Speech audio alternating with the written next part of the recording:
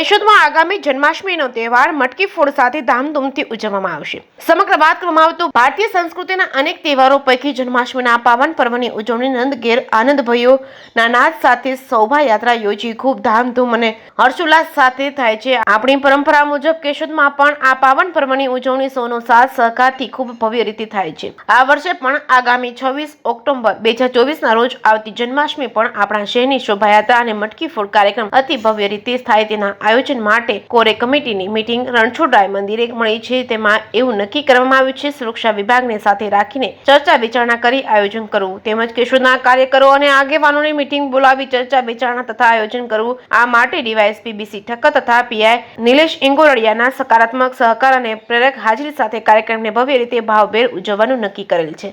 આ માટે વિગતવાર આયોજન કરવા વિવિધ સમાજોના પ્રતિનિધિઓ સાથે ટૂંક સમયમાં એક મીટિંગ બોલાવવામાં આવશે. જે કેસની ગુજરાતી સાથે રાજુ પંડ્યા, કેશોદ. નમસ્કાર, જય શ્રી કૃષ્ણ. આબાળ વૃદ્ધ સૌ કોઈ જે ઉત્સવની રાહ જોતા હોય એવો ભારતીય સંસ્કૃતિનો ભવ્ય અને પાવન અવસર એટલે જન્માષ્ટમી.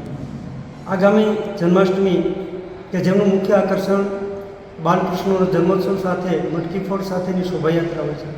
આ પરંપરાને જાળવી રાખતા કેશોદમાં પણ વર્ષોથી શોભાયાત્રા નીકળે છે અને ખૂબ સારી નીકળે છે. આ વર્ષે પણ આ શોભાયાત્રા મટકી ફોડ સાથે ભવ્ય રીતે ઉજવાય એ માટે સુરક્ષા દળોની સકારાત્મક વલણ અને સહકાર સાથે એમની પ્રેરક ઉપસ્થિતિમાં ખૂબ જ ભવ્ય શોભાયાત્રાની તૈયારીઓ થઈ રહી છે.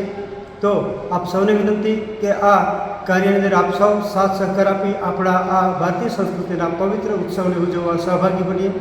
આભાર. જય શ્રી કૃષ્ણ.